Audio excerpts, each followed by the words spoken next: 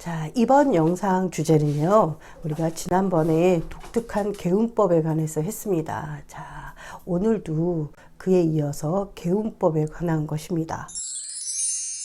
그 첫 번째가 바로 공망의 개운법입니다. 그러니까 이게 공망 누구나 이제 좀 많이 아시잖아요, 그렇죠? 그리고 또 누구나 공망이 두 글자씩은 다 걸립니다.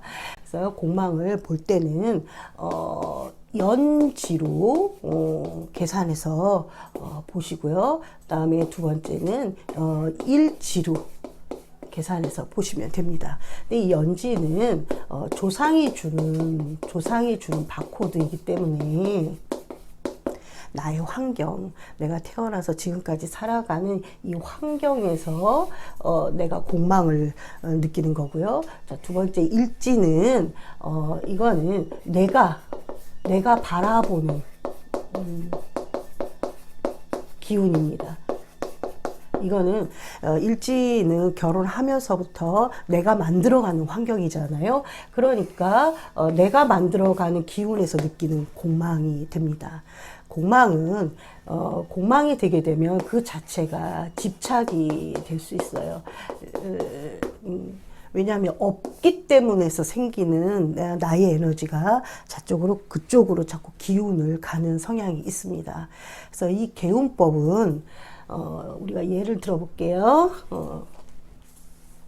얘는 일주를 하나 예를 들게요. 무신 일주를 예를 들겠습니다. 여명으로 놓겠습니다. 자, 여명은 이게 식신이고요. 그렇죠? 무신일주 자체는 공망은 목공망입니다. 목은 이 무토 입장에서 관성이 되기 때문에 이 무토일간이 식신을 잘 쓰려면 관성에 의한 식신이어야 잘 쓰이는데 관성이 들어와서 자리를 못 잡기 때문에 무토가 느끼는 이 식신이 애달픔이 좀 많습니다. 자식을 낳고 나면 배우자 인연이 짧다든가 아니면 여명이라면 이 식신조차도 내가 아이를 낳아야 이 식신이 되는 것인데 관성의 인연줄이 약하다 보니 내가 이 식신을 쓰기가 참 애로사항이 되는 거죠. 이럴 때에 개운법은 바로 업상 대체입니다.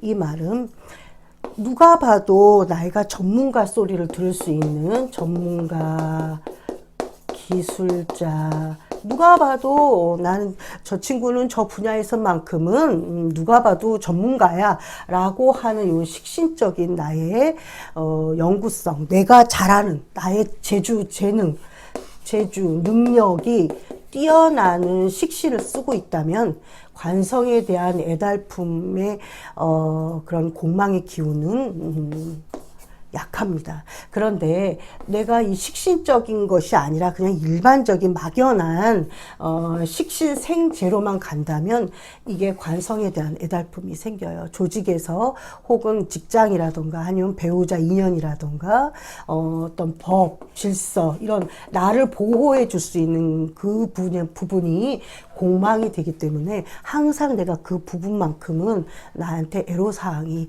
생길 수가 있습니다.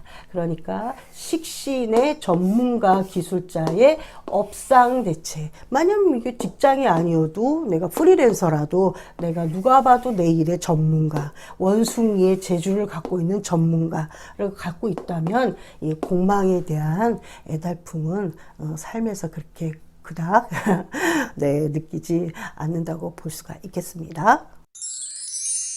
자, 두 번째는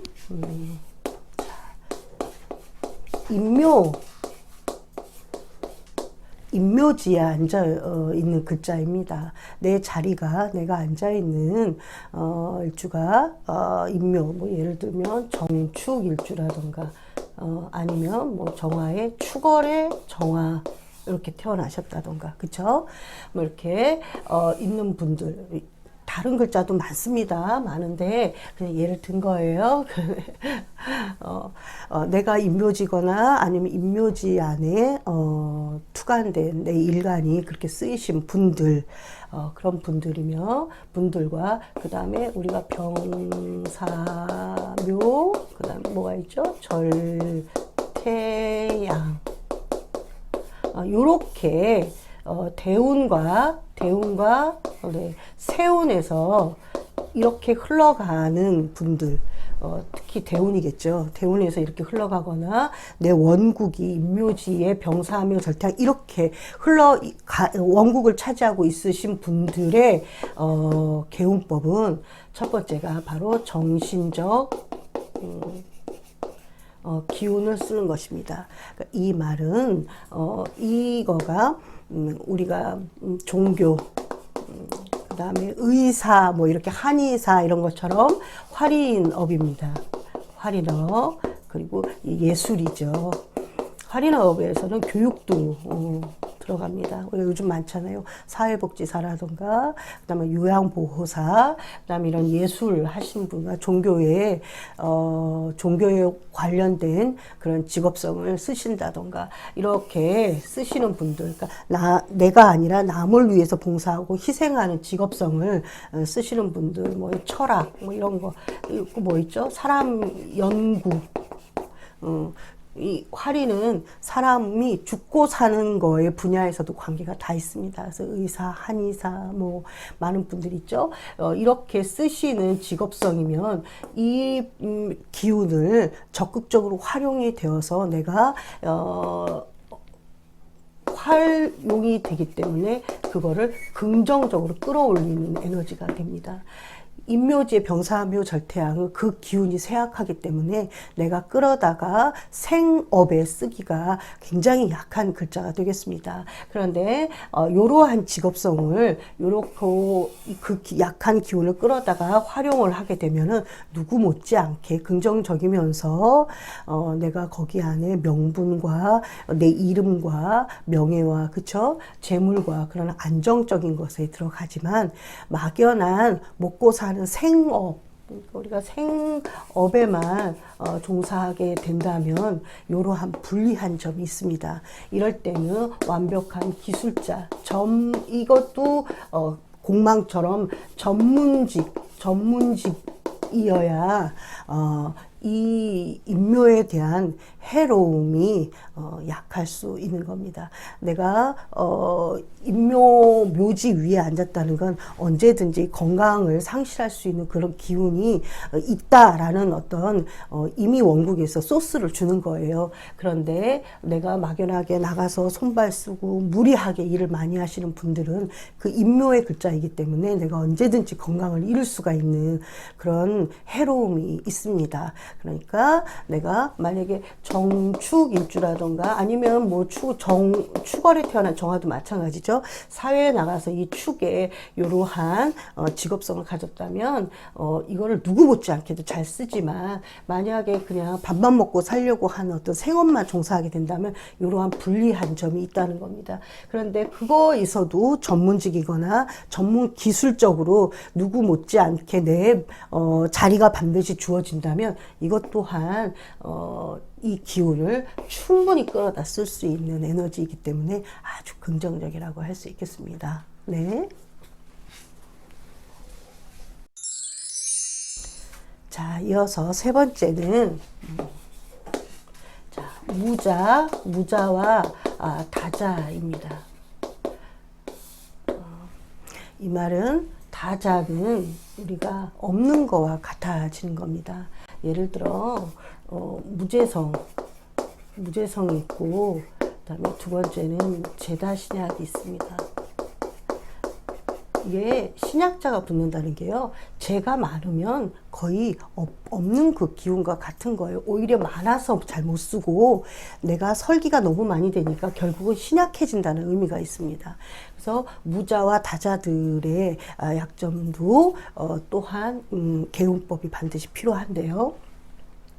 무재성은 돈이 없다가 아닙니다. 반드시 돈이 없는 게 아니에요. 무재성이 돈이 많으신 분 많아요.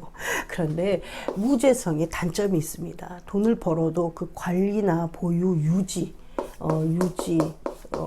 그 보관, 그 자체가 조금 어려운 경향이 있습니다. 그래서 결국은 돈이 없어지는 그런 형태로 남을 수 있기 때문에 자꾸만 무재성이라는 것에 대해서 얘기를 하게 되는 거죠. 이럴 때는 신약하게 만약에 돈을 벌었습니다. 그러면 어떤 관이나 개운법이 되겠죠. 개운법은 관에 맡기는 겁니다.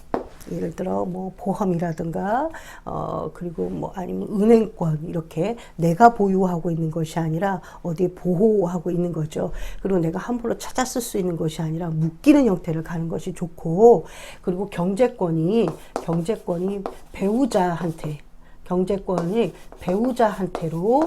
주는 거가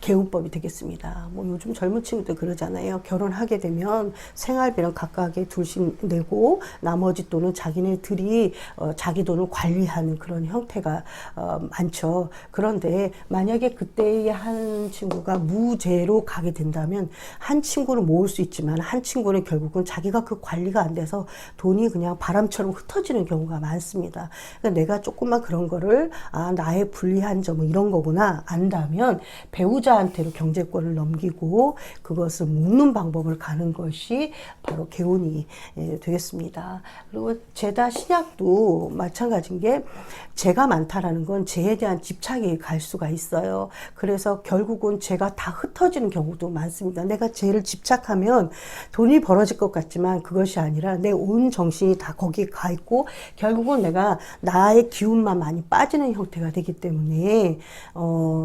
신약해져서 다른 활동에 대한 제한이 들어가니까 오히려 이 또한 돈이 흩어지는 경우가 많습니다. 돈을 벌려면 체력도 되고 뭐도 되고 되게 꾸준하게 가야 되는데 한 번에 우르르르 되었다가 내가 기운이 떨어지니까 거기에 대한 포기가 들어가게 되거든요.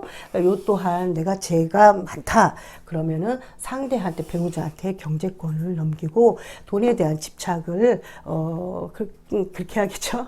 안 그러면 있는 것 같지만 결국은 돌아보면 없더라가 될 수가 있으니까. 네. 그리고 다른 또 얘기 들어볼까요? 이렇게 보면 식상다자. 네. 식상다자면 내가 할 일이 많습니다. 난 이것만 하고 싶은데 나한테 주어진 일이 많아요. 이것도 해야 되고 저것도 해야 되고 눈 뜨면 또 저것도 해야 되고 이게 많죠. 이 식상다자한테의 개운법은 바로 인성입니다. 인성이 있어줘야지만이 이 브레이크가 걸어지고, 식상다자는 이 일 저 일 많이 하는데 다자이다 보니까 재로 연결이 좀 잘 안 돼요. 그러니까 식상은 많이 쓰는데 그거에 대한 결과물이 좀 잘 없으니까 인성으로 식상을 좀 누르고 식상이 재로 빠질 수 있게끔 도와줘야 되죠. 그러니까 이런저런 일 많이 하기보다 공부하고 재로 빠져서 재가 되면 인성으로 어떤 뭐 건물을 산다든가 땅을 산다든가 문서에다 돈을 묶는 그런 것이 바로 개운법이 되겠습니다. 그러니까 내가 어느 한쪽으로 편파적으로 많다 그러면 그와 반대된 그 기운이 약하겠구나 이렇게 생각하시고, 없는 건 없는 거에 대한 문제, 많으면 많은 거에 대한 문제, 반대의 기운이 항상 약하게 되어 있으니까 그 부분에 대해서 개운하면 좋겠죠. 네. 인성다자, 예를 들면 인성다자 이런 분들은 오히려 식상의 일을 나의 진로가 잘 열리지 않는 그런 형태가 되니까 이것저것 공부는 많이 하는데 한 가지에 딱 이거다라고 정해놓고 내가 쭉 가는 길이 좀 약하게 되어 있습니다. 그럴 때는 죄에 대한 반드시 있어야겠어요. 쟤는 돈반이 가는 것이 아니라 현실성입니다. 인성다자는 현실성이 약하기 때문에 내가 현실적으로 이러이러한 거, 이러이러한 계획으로 이러이러한 일을 해야겠다. 반드시 이렇게 준비와 계획이 필요한 것이 인성다자의 부분입니다. 인성다자는 잘 안 움직이려고 하는 습성이 있거든요. 그러다 보니까 쟤에 대한 현실성을 자꾸 내가 스스로 일깨워주는 겁니다. 그래서 인성으로만 빠지지 않고 움직여서 식상으로 갈 수 있게끔 나의 전문적으로 가서 또 이것이 죄로 연결될 수 있게끔 이렇게 개운하는 좋은 방법이 있겠습니다. 자, 오늘도 개운법에 관한 것이었습니다. 그 첫 번째가 공망개운법이고요. 두 번째가 임묘지 개운법이었습니다. 세 번째는 많고 적고에 관한 개운법이었죠. 모두 다 업상대체로 그리고 어떤 정신적 활인업이 아주 긍정적이긴 합니다. 그리고 반드시 내가 하고 있는 일에 전문직을 하기 위한 그런 노력이 필요하겠어요. 그래서 이것저것 이렇게 살피고 이거 했다가 저거 했다 이게 별로 좋은 방법은 아니라는 거죠. 네.